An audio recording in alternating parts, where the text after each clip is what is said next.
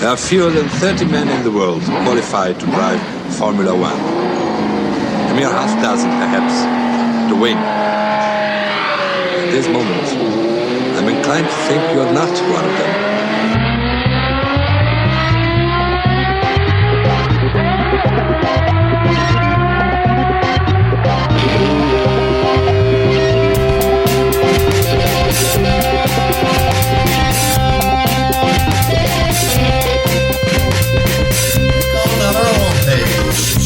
No, you want to.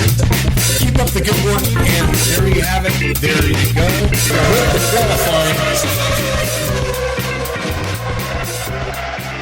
Welcome to F1Weekly.com. My name is Clark Rogers. I'm the host of the program. I'll be joined by NASIR Hamid, my co-host. This is podcast number 1002, July 24th, 2023, NASIR. Thank you, sir. I say it's a new track record. 12 in a row, 9 out of 11. We have more tales from the trip, and the Truly train has arrived in Tokyo. We shall explain gladly. Back to you. Thank you, NASIR. On today's program, Max wins again by 33 seconds. Please, no more Pirelli experiments on Grand Prix weekends. McLaren's rise back to the top. Is it legitimate or fake? And of course, this week, Nas went to Watkins Glen. He interviewed a long-time F1 Weekly listener, so he's going to have all the details on this Watkins Glen history extravaganza. And of course, I'm here to tell you that we do need your contributions to keep this program on the air. Just click on the Support F1 Weekly tab. You know you want to. I want to thank Jason Bentley, another old F1 Weekly dude that keeps on giving. Thank you, Jason. And Nas, welcome to the studio. What a glorious race. The domination continues. Absolutely, sir. This is the new motorsports world order. Whether LCH on pole or Checo digs a new hole, rain from the sky or track bone dry, I think even if Max starts from pit lane, end result is and will be the same. Now what was interesting is 0.003 second was the difference between LCH and Max in Q3. And just a personal thought before the race, even if LCH had taken the lead at the start, he was going to be English toast as soon as DRS was deployed. But Max said das vidania to all the formalities and made everybody's life easy peasy by passing his BFF on the very first corner of the very first lap. As Mr. Jones would say, what's new, pussycat? Your thoughts on the start and how exciting the Hungarian goulash was? Well, I mean, the start, and I hate to say this, but first of all, I mean, the whole qualifying for me was bogus. I mean, hards in Q1, mediums in Q2. It was a Pirelli festival, and that's why we had such a weird, I mean, look what happened to Guan Yu. I mean, oh my God. So, I don't know. I don't know what to think about all these Liberty Media gimmicks, but it is what it is. And we haven't even gotten to Vegas yet. But no, it was exciting. And I mean, even Nico Rosberg. Oh, and I have to mention that Danica Patrick has been promoted. She was at a European race. I'm going, wow, look at that dress. She's looking hot. She's had those legs toned and massaged. She was awesome. But Nico Rosberg, I mean, he was going, oh my God, Lewis Hamilton, he's the best at these starts. He could take off and win this Grand Prix. And I'm going, what universe is this guy watching? It was very interesting. I was happy. My favorite part is when I go out and find photography of all these happy people. And Mercedes, instead of just leaving a JPEG number, they named their photographs. And the one I got of LCH was called Joy.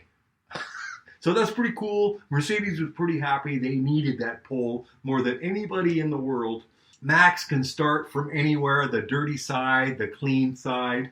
And I thought the excitement part was Lando Norris trying to get in there and cause trouble, which he did. It was very exciting, and I loved every minute of it.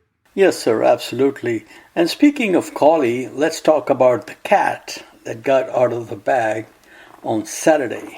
Now, F-104 Starfighter was a beautiful supersonic interceptor from Lockheed. That is also the number for LCH in Formula One.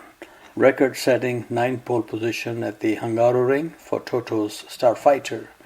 Career total for pole positions now in F1, 104. Long way from second place Michael Schumacher, which, says a lot about LCH. Lewis and Max on front row. We need more of this and more of Brazil 2021. McLaren Mojo at Silverstone was no flash in the pan. Road to all papaya, Norris and Piastri. And interestingly, Silverstone is very different than Hungaroring. And I had my concern. I did not want it to see the McLaren Mojo disappear in Magyar Republic. So if they can go quick at Silverstone and quick at Hungaroring, chances are they will be very quick. Maybe lightning quick and only finish 20 seconds behind Max at the next round, the mother of all tracks, Spa-Francorchamps. Another wonderful Hungarian uprising you mentioned was Guan Yu Zhou, the Chinese driver in 5th, which was very, very impressive. And he out-qualified both cars from his engine supplier, which means Frederick Vassar's fortune cookie Sunday evening said, "You, too slow now. Like the flowers need the rain, F1Weekly needs machismo." Nando qualified 8th and more importantly is the only driver to reach Q3 for every race so far this season. So he's doing what he can with what he has. Yuki Tsunoda feeling Rod Stewart's first cut is the deepest. He was out in Q1 while new teammate advanced to Q2 to start 13th. Down by the Danube, also out in Q1 was last year poleman George Russell. Slamming on the desk was Toto. Somebody needs to tell Mr. Wolf, "Toto, Russell is not Rosanna." Were you disappointed with George Russell not being at the front and his teammate was on pole?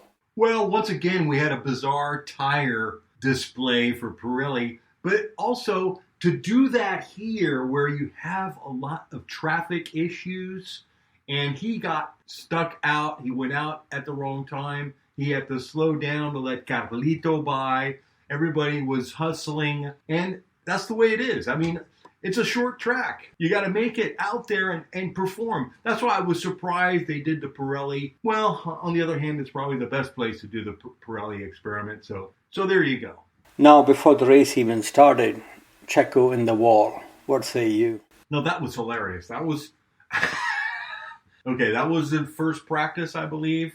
The worst part is every time Checo crashes, everybody gets to see the RB19's underpanties, which is not very ladylike. So Checo's got to knock it off. Yes, and obviously they all talk about the pressure it's getting to him. Now that he has been on the podium again, he needs to really, like Christian Horner said, forget about the championship, just drive the car. And I think that's what he should do. That is definitely a podium car. And if he's not bringing that car in second or third, that's very, very bad. But we shall see. Anything else you liked in Quali, Senor? No, I didn't like anything in quality. And Fernando didn't like it either. Max doesn't like this funny business. And the worst part, now we're going to Spa. And this is another sprint weekend. So hopefully I'll be able to decipher the shootout from qualifying and the rest of it. I'm sort of old-fashioned, NASIR. I'd rather watch WATKINS GLEN, 1976. The problem with these qualifying, pre-qualifying, I don't know. I was watching something and I'm saying, okay, that's the grid. And then the announcer said, we'll be back in 2 hours to set the grid. It's just too much going on, I mean, we have Brad Pitt and we have Lola Falana and everybody's coming. Pretty soon we're going to see Roseanne Barr on the grid interviewing drivers, bringing everybody. But that's the way it goes in the new. And, we'll talk about this Vegas. I don't know if you heard about the latest $1,500 per head that the Las Vegas Grand Prix wants to charge all the restaurants and bars along the strip where the Grand Prix will take place. Have you heard about this? Oh, yes, it's the talk of the town. I mean, I know people in Vegas. Everybody's trying to get me to go to Vegas. Oh, come on over, Clark. You can stay at my place. Oh, Clark, come on. You're the host. You've got to be in Vegas. And I tell all these people, no way. I'll just look at something and I'll get a bill. So, no, it's going to be terrible for a lot of these businesses. They thought that they were going to cash in. The customers are going to spend millions because they could see the race out of your beautiful restaurante. And all of a sudden, they're spray painting the windows if you don't pay up. Sounds like extortion, but what can I do? They have even gone to the extent of saying, because the race is at night, that they will beam high voltage lights towards these areas so the people there cannot see the race. I mean, talk about viciousness in the pursuit of money. I agree. I mean, I don't think it's not cool. You know, we're going into a world that's evil, and that's what Vegas is. I said it a year ago that there was going to be evil. I think they're trying to maximize their deposits with the popularity of Formula One right now, and Netflix, and Drive to Survive, and the Brad Pitt movie, which I heard is not going to be that great. It's going to be more like Stallone in one of your favorite movies, NASIR. So, I don't know. Yeah, what happens when you get greedy? You get greedier. But I think this is all going to implode.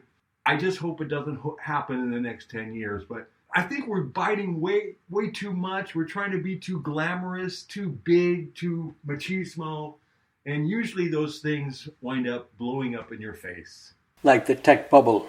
Gracias, muchacho. Okay, sir. Now let's talk a little bit about the race. But I have to say that this race, I enjoy watching every Formula One race. But there was a race in Abu Dhabi some years ago when Lewis won the championship there.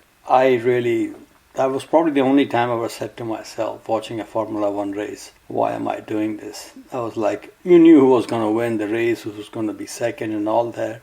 And this race came pretty close to that level of excitement. But it's still a motor race. I still prefer this more than anything else in this world. But in days of uber domination, the result of the race on Sunday is known before qualifying ends on Saturday. Reminds me of the days of Iron Mike Tyson.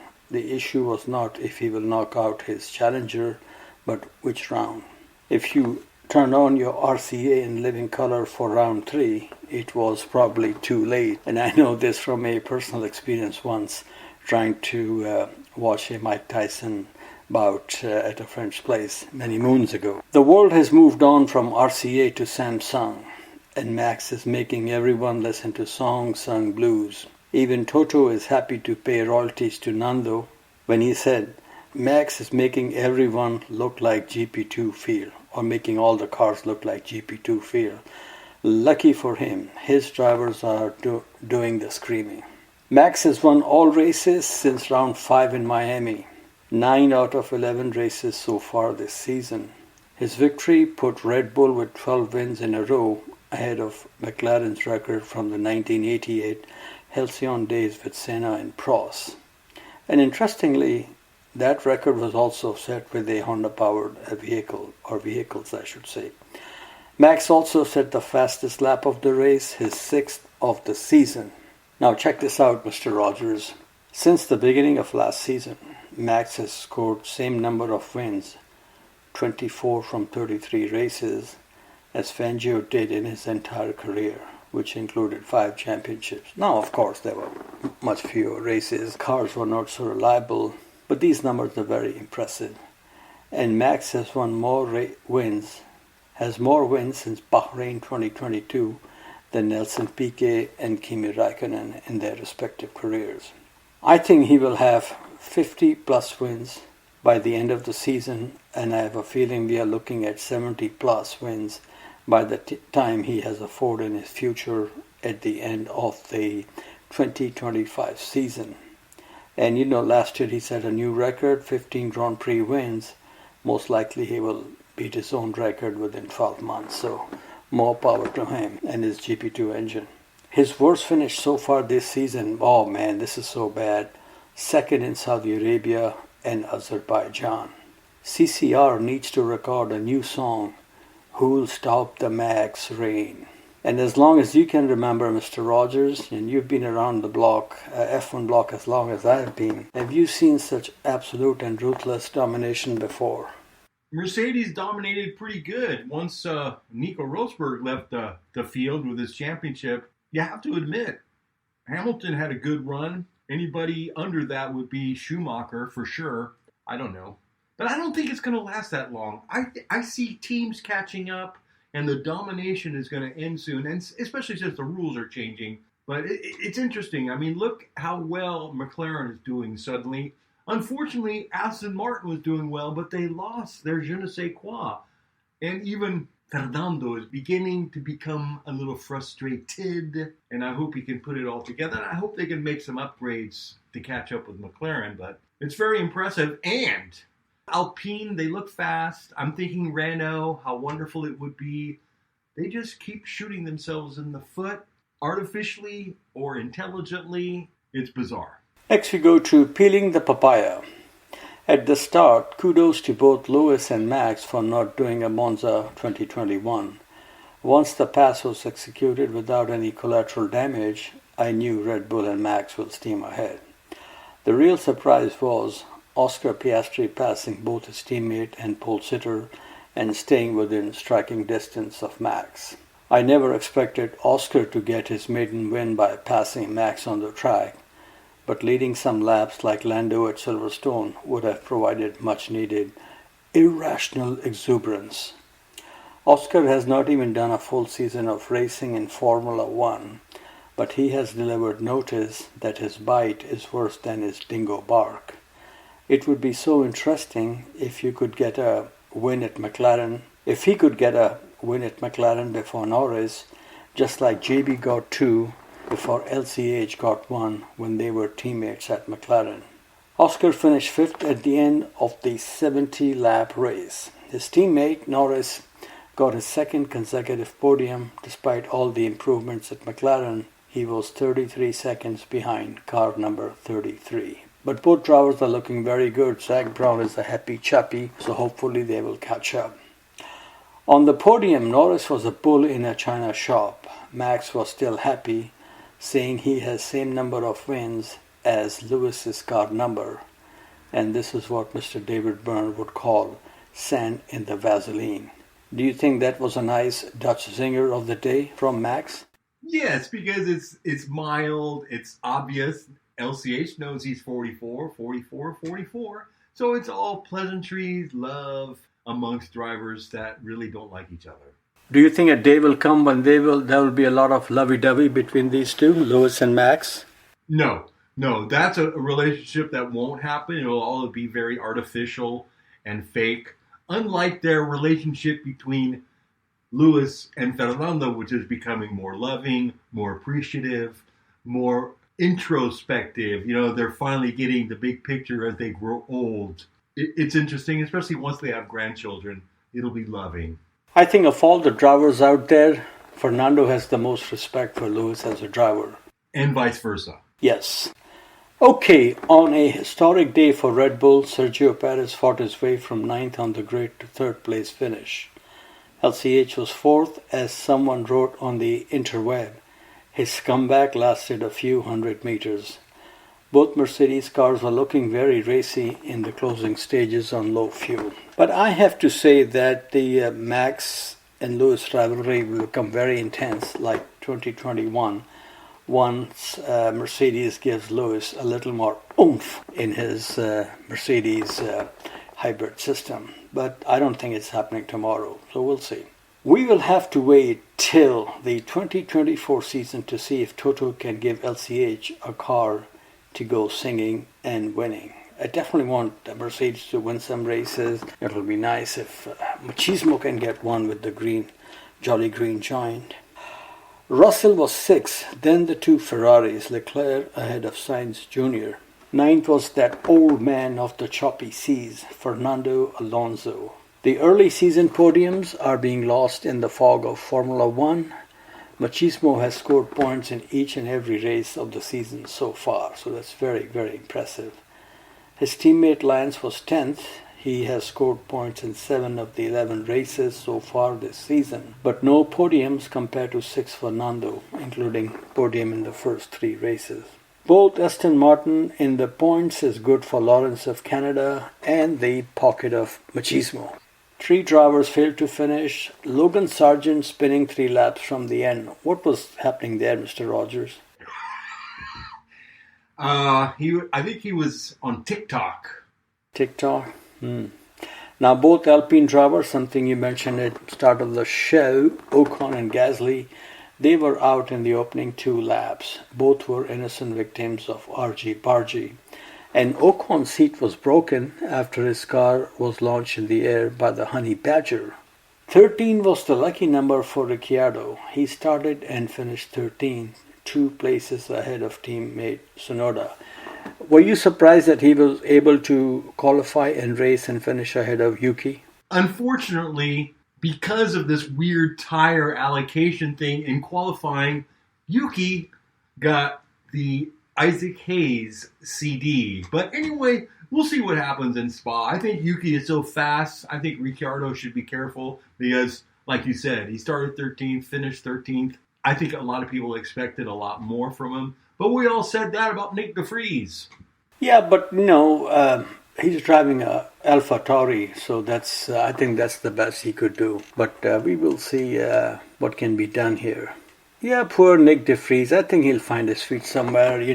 There was a picture circulated on social media of him having cappuccino or maybe some Dutch herring with Toto in a Monte Carlo cafe.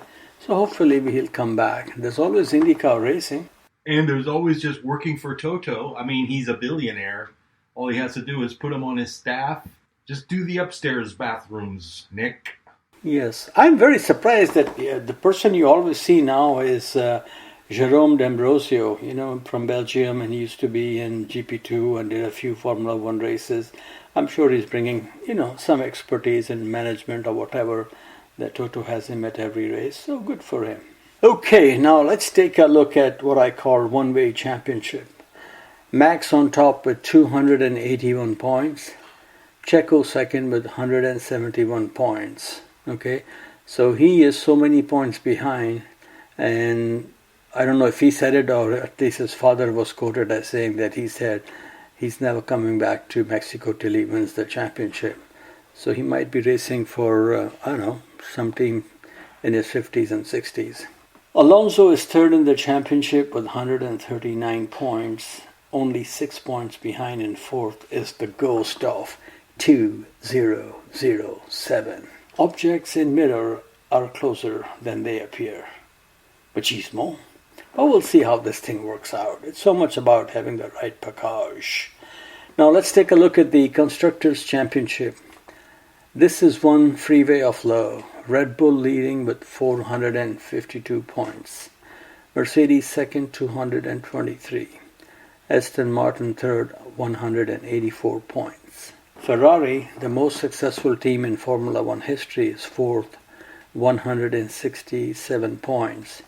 Now this is 285 points behind Red Bull, and we are only halfway through the 22 races on the schedule. Scuderia Ferrari needs help from Mrs. Fletcher. I've fallen, and I can't get up. Anything else you want to say about the racer? Any observation, comments? It's amazing how well Albon is really taking Williams by the reins and really shaking it up over there. Somebody in IndyCar took a cheap shot at Logan Sargent. It could have been Michael Andretti. I can't remember, but who knows? What did they say? Oh, something about Colton Herta could do a better job. The usual crap that comes out of Indianapolis. But it's interesting. Yeah, let me just tell you something about these people who take cheap. People have the right to their opinion. Some of us pay some attention, if not a whole lot. Colton Herta raced in British 2015 Formula MSA, which became British Formula 4. He was blown away by Lando Norris. Even though he won 3 races, I think Lando won 8 races. And everybody, including Dan Ticktum, was blown away by Lando Norris. Next season, Colton Herta raced in a series which has a fancy name, at that time at least, Euro Open Formula, okay, which is nothing but a fancy name for Spanish F3. In the days of British F3 was very strong, then we had the German and the French. The Spanish was like the 4th or 5th tier of Formula 3 races. When Colton Herta did not win that champion, he did a full season, I think it was 2016. I knew right then, if you're in 2 years in European racing and you can't win basic Formula 4 in England, winning in England is very difficult anyway. But when he did not win the championship in his Spanish F3 season, I just knew this kid is as good as he is, which he is. He's not Formula 1 material. And the other person they sing song here, because he's doing very well here, is Pat O'Ward.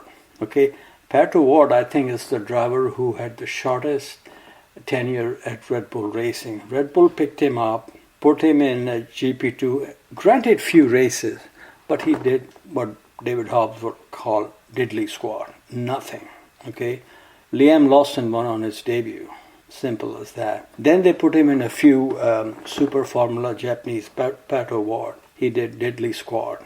And Liam Lawson won on his debut also. So they can take cheap shots on anybody they want, but they need to have a nice mirror from Sears Roebuck to see themselves in the mirror, so what's going on.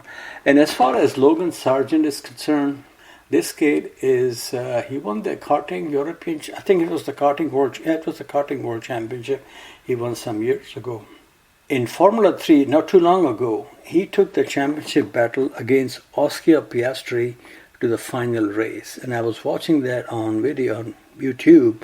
And if I remember correctly, going into the final round, Logan Sargent was leading the championship, and then he had some argy-bargy, but he lost the championship. And then he moved to Formula 2. I think he did only 1 season. He was very impressive. So this kid is very good. The problem in Formula 1 is what Nick de Vries found out. Now, he took 3 years to win the Formula 2 championship, so that's another story. But lack of testing and all that, and Logan Sargent is not in a race-winning car. So I would like to see his American owners give him, without any high pressure, at least 2 full seasons, and hopefully he can catch up. But at the end of the day, it's Logan Sargent that will have to deliver the goods, not you and me or some other person singing his fanfare. So that's my 2 take on Logan Sargent. He's a good kid from Boca Raton, Florida. Business of Formula 1 is all about performance, but I would love to see this kid get 2 full seasons, and then if he can make it, kudos to him. If not, there's always Indy cars and Formula E and NASCAR. On that note, NASIR, I will text Brian Herta, and why don't we take a quick break, and we'll be back after these brief messages. Hi, I'm Guan Yuzu from China, and you are listening to F1 Weekly. Welcome back to F1Weekly.com. Clark Rogers here, your host. And now, as we spin the globe and go around the world with Motorsports Mondial and the king, the Swami himself, Nasser Hamid. Thank you, sir. And Motorsports Dance by the Danube continues with Formula 2. Sprint race on Saturday was won by Norwegian driver Dennis Hauger. Red Bull and Honda Junior Ayumu Iwasa was second. He is as quick as Yuki, but without the kabuki theatrics of Tsunoda.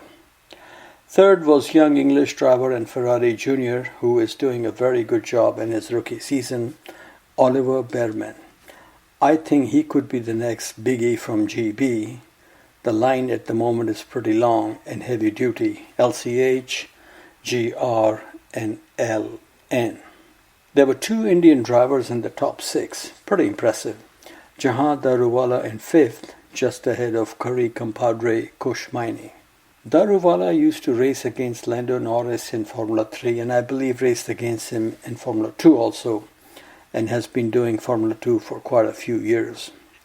At one time, he was also sporting Red Bull colors, and you know those colors fade very fast if you don't perform.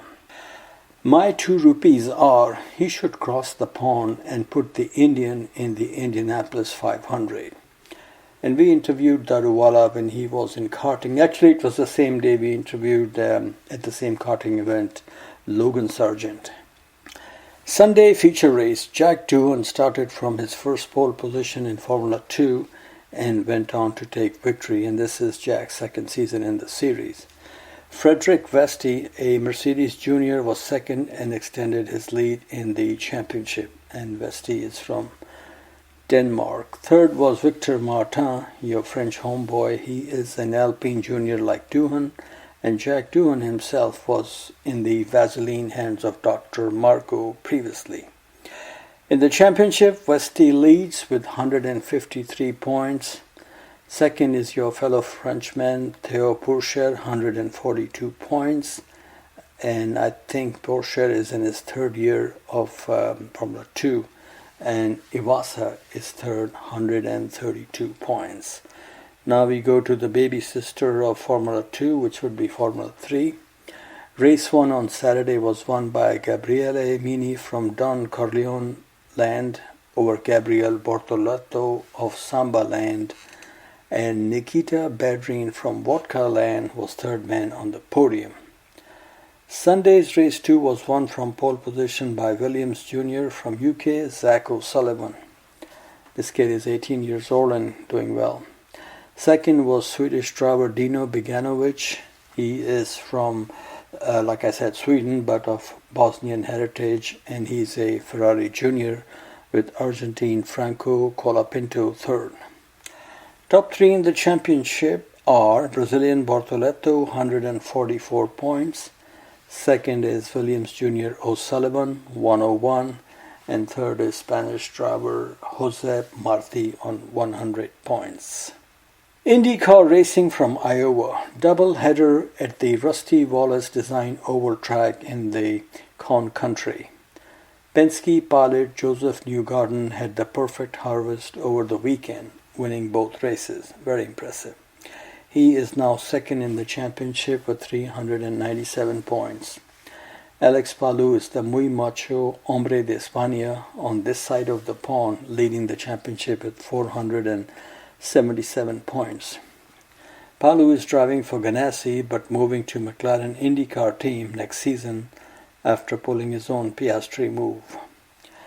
Everyone wants to go to the moon and McLaren, hoping Mr. Brown will take them to the promised land of Formula 1. Well, we already discussed this, but it's in the script, so I'm going to ask you, Mr. Rogers, do you see any of these Indy race car winners like Palou, Pato, and Colton making it to Formula 1 in our lifetime? It's a long shot. Anything is possible, especially as Zach Brown gets a little more popular, as he's starting to get closer to the big win in Formula 1. We'll see. I mean, Pato, Palou, all of them. I always want everybody to be successful, Master. Absolutely. But you have to, deal with racing reality. The best chance, I think, is for Colton if Michael Andretti gets his F1 entry approved. So we'll see. And of course, here we are not waiting for somebody to fail or anything. But, in Formula 1, you basically got one shot. And if you're racing in Europe for 2-3 years and none of the teams pick you up, then the writing is on the wall. That's what I based on what I said earlier. Anyway, moving on, WRC, Estonia was the venue. Victory for Toyota driver Kalle Rovanperä over the Hyundai of Thierry Neuville, who is from Belgium, if I'm not mistaken. In the championship, Rovanperä leads with 170 points over Elvin Evans on 115. And Evans is also a Toyota driver. Neuville is third with 112 points. Now this is very interesting, Mr. Rogers. Who can forget Truly Train? Formula Regional Japan. Truly Train. Japan has the bullet train. Jarno has exported the Truly Train to Tokyo in the form of his bambino Enzo Trulli.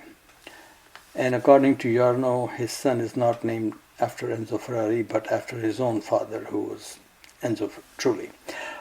Over the weekend, he stopped on the podium platform a couple of times at Motegi Circuit, which is owned by Honda, and it was on the oval version of this track that Miss Danica Patrick, your new favorite TV presenter, took her only victory of her racing life.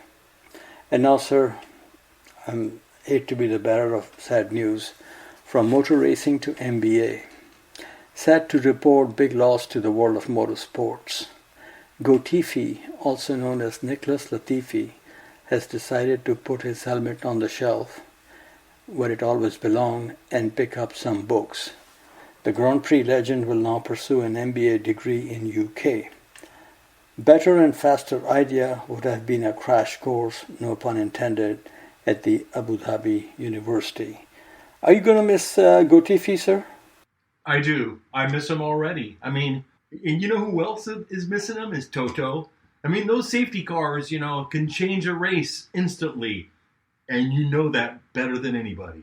How does that work out? Tell me. You just have to talk to Massey. I mean, we all know it's a motor race. Yeah, Clark, it's called a motor race. Man, does that comment bother me even to this day. Hell yeah. But we have to move on. But sometimes you move on with excess baggage. That's the problem. Okay, sir, on a lighter note, we come to Morricone moment. One of the tunes from Ennio Morricone's compositions for spaghetti westerns is called Watchers Are Being Watched. They must have seen this movie at Renault Corporate HQ recently. The news is Alpine CEO Laurent Rossi, man who was taking names and showed Le Professeur the door, has been given a taste of his own medicine. He has been replaced effective immediately. This is my new favorite word in motor racing, effective immediately, by Philippe Krief, who previously worked at Alfa Romeo, Maserati, and Ferrari, and is a very accomplished gentleman in the world of motor engineering and motorsports. Now that Nando is gone, let's see if Philippe can bring 6/10 to the team. I think somewhere in his Swiss chalet, Alain Prost is saying, Le Karma. Are you surprised that Mr. Rossi was let go? No, I'm not surprised. There's been reshuffling going on for quite a while. I think Renault is trying to come up with a decision on why to keep this team and stay in Formula One. They only supply engines to themselves now. Renault is a huge company, but the market is very, very testy. So we'll see what happens. But they could pull out, but I don't think so, because I think they signed the Concord Agreement. I want them to be successful. You know that, NASIR. I'm just wishing that they did well with Nando, but now that's gone, and now we have Karma, and I don't know, NASIR, and Zafnauer. I don't know what's going on at Renault. Apparently the CEO of the Renault Group, Luca Di Meo, he is trying to relaunch or launch Alpine brand in the USA in the next few years, especially with the electric cars. So we'll see how that works. Time will tell. Okay, sir, now we come to Tales from the Trip. First of all, many thanks to Signor Pat Scopelliti for his time, company, and travel expertise in and around Watkins Glen. I had a great time. We begin with Pat giving us a lap of the world-famous track, once a very proud home of the United States Grand Prix. Take a listen. So this is where it's going past start, finish. Typically, in a real car, you do 150 to 180, and this is all downhill coming into the 90. And the car gets light through here because it's downhill, and you kind of dance your way around the turn. Come out to here. And please tell me the venue where the accident happened for Severe. Correct. Yep. Coming up here. Right now we're in turn number 2. Turn in, do a light A with a PAX, typical. And Severe right here touched the curb on the left. He was in third gear where the car was really bouncy, and that threw him across the track, hit the fence there, and then ricocheted at 150 straight into the fence on the left, driver's left. Coming out on the back straight, this used to be the straight completely without the inner loop. The inner loop was done in 92 after two things happened. One is a NASA car driver got killed. That was mostly his fault. Was that J.D. McDuffie? Yes. Sorry, I just could not think his name. But the real reason that they did it was because of Tommy Kendall, who came through here, lost a wheel, and hit the fence at 150 or so. Broke his feet really, really bad. He still limps to this day from it. I was watching both those races live on TV. Yep. So was I. If you look at the video of JD McDuffie as he's spinning, he's got his shoulder out of the car holding on, which meant his seatbelts weren't on. At least weren't on tight. This is now coming into turn 6, coming into the boot. A fun part of the track. Please also point out where Koenig crashed. Yes, we are now coming in to the uphill toe of the boot, where no one has enough power except Formula 1, and right here on the left at station 7A is where Koenig went off, broke. He threw the lower seat guardrail, but not the upper, causing a fatal to him. And he was beheaded. Yes, he was. Yeah, I didn't want to say that, but yeah, it was quick. Now we're coming into turn 8. And for those of us who aren't in really fast cars, there's a little cheat right here. There's a little bit of curbing right here. And then you just turn in and just let the car go down here. And now we're coming into turn 9, which is the uphill. And it's comes in at on the camber. Then it's flat.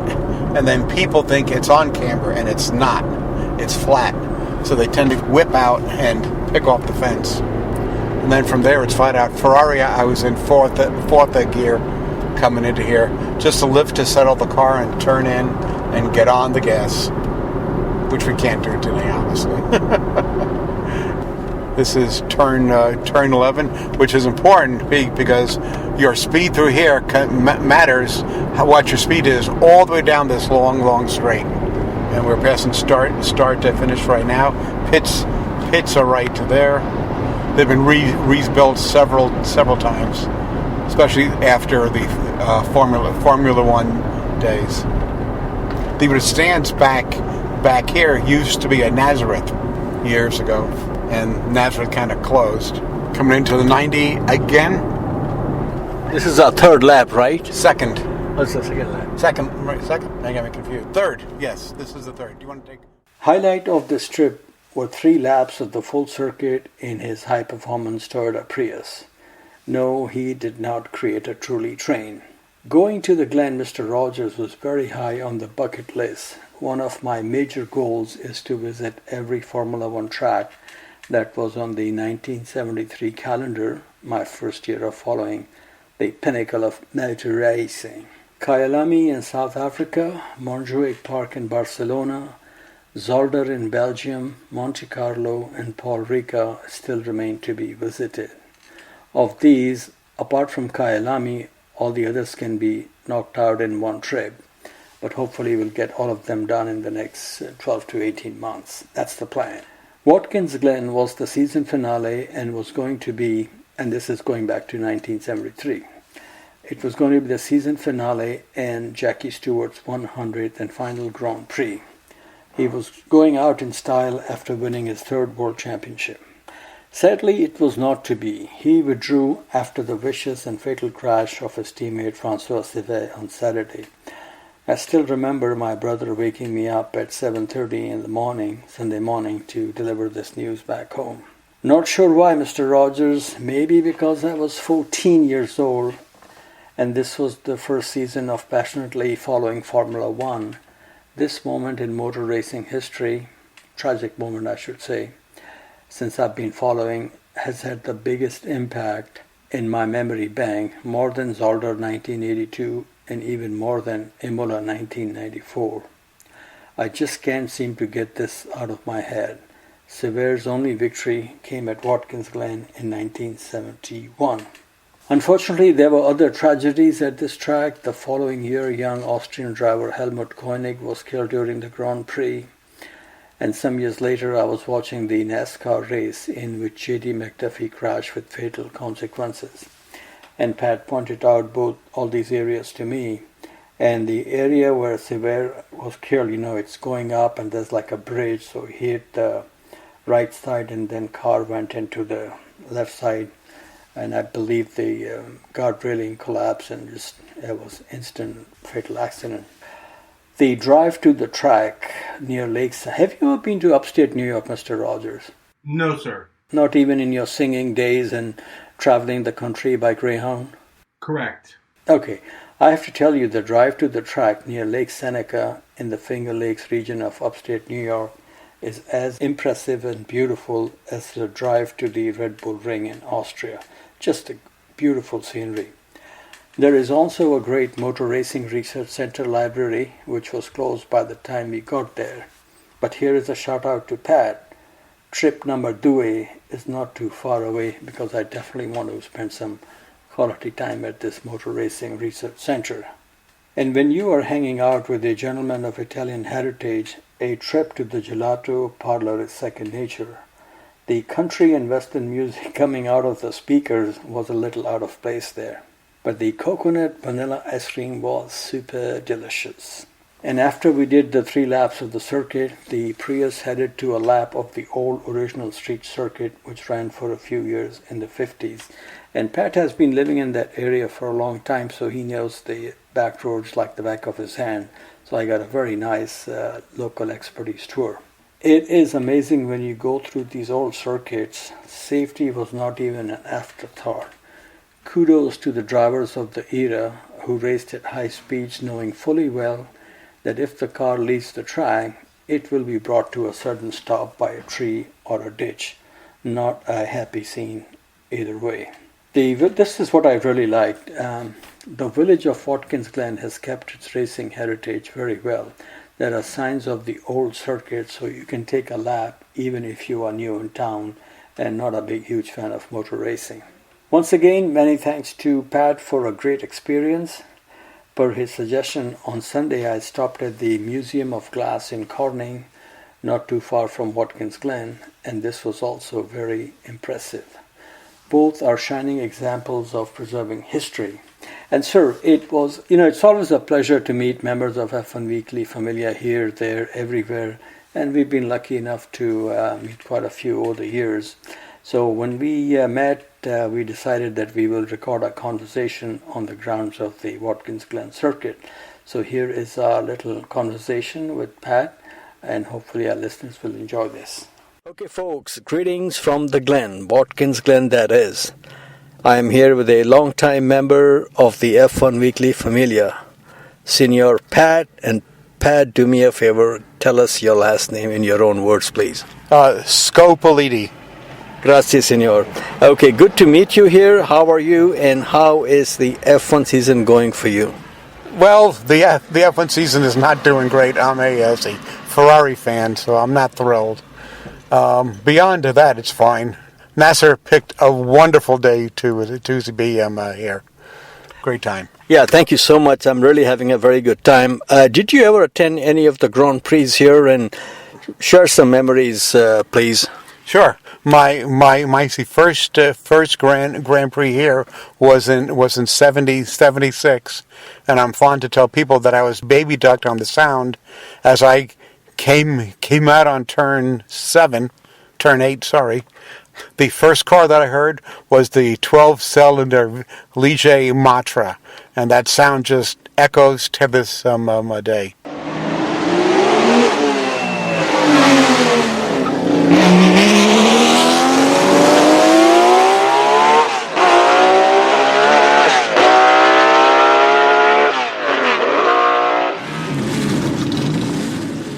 After that, I came to the races every year until 1980. Me and my friends also did the IndyCar weekend and the IMSA weekend and so forth. Good time. Now, obviously, Watkins Glen to this day remains a favorite for many drivers and industry people. Times were very different. Tell us how much access you have to drivers and teams and some experiences of close encounter. Right. Back in the day, Saturday night, you could see go in the garage. You were a foot and a half from the table where the teams were working on the cars. You could talk to them, to the drivers. It was great, and that went on Friday night as well. Saturday, And obviously on the other weekends as well, the Indy with car weekends, you could talk to the drivers. I remember Sneva, who liked to talk to anybody and everyone. His team gave him some busy work just to get him out of the way.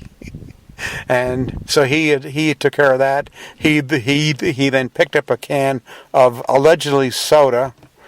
It wasn't soda, and he walked up and sit down talking to every other team, and it was very, very much a nice time. So it was sort of a family, group. Funny you say that. Many years ago, I was talking to Dan Gurney about Tom Sneva, and he had driven for him in Indy cars, and he said the same thing. If Tom has a problem with his car, he'll go and talk to other teams first before he'll talk to other mechanics. Okay, you have done other races here, IMSA, right. Indy cars, and how is the crowd here? And obviously there used to be the famous bog. If you could give us a little background on that. Sure. The other races I've been to here. I was pretty much a regular through the 80s and 90s. The IMSA weekends were just marvelous. Lots of excellent racing. We also came here for the Firehawk 24-hour races. Indy with a car was here at times. Who else? We were here for the vintage weekend every year. And what else? That's about it. Everybody pretty much except Formula One. It's a shame. Have you done any of the NASCAR races here? And of course, the track is owned by them now. Right, exactly. The track was the history of the track is that it went bankrupt, and Corning Enterprises, which is a Corning kind of a town thing, bought the track and brought it back to its life. ISC, which is the ones who own NASCAR, helped out, and as the track came back year after year, they sort of passed more and more ownership over. Back in the day, the big thing back in the Formula One days was, of course, the bog. The bog was an area which started out as a pool of water where people would basically cool off on a hot day. It developed into driving cars through the pool of water, which of course turned muddy. And it got to where if they would get a car stuck in the mud, they would leave it there. Then in the following years, they would start bringing old cars to drive through the mud, get them stuck there, and then burn them. And that peaked out in '74 when they stole a bus that had been rented by the Brazilian fans who were here to see Emo win his second championship, and they would have stole the bus, took it into the bog, and burned it, along with all the luggage of all the people, which is not a nice thing to do. When the track opened in '84, their first thing was to kill off the bog. So the word bog was not allowed to be what I said. Within about 2 years, you could see families showing up again with the kids because they felt it was safe. Yeah, so have I answered the question? Yes, sir. Thank you for sharing. And Bog and the Snake Pit at Indy are classic. Yes.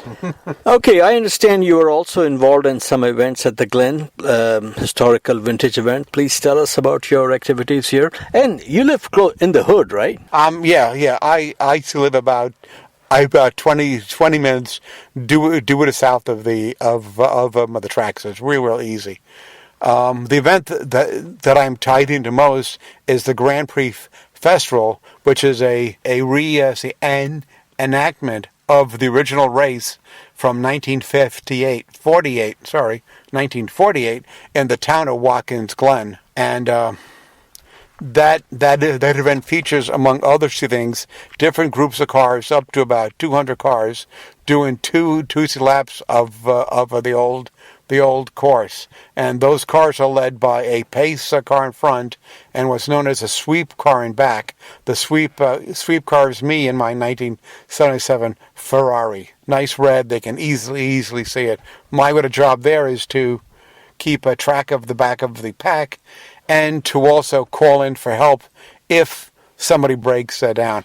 I also keep the guys who run the event appraised of where the end of the pack is so they can get, the next group staged. Okay, your Italian heritage means passion for speed. Right.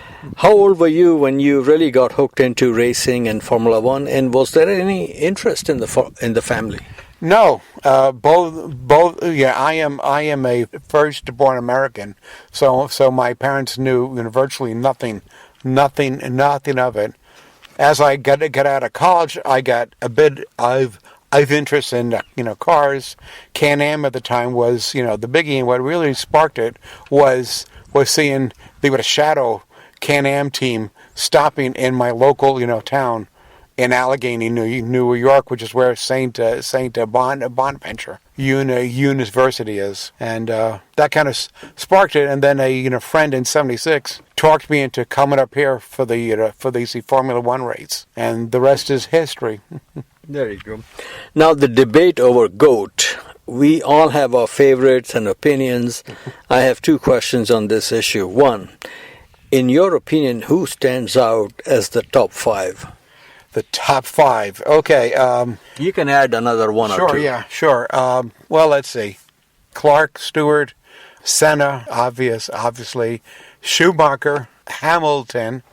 Although I wish Hamilton had driven an inferior car for a while so you get a measure of really how good he is.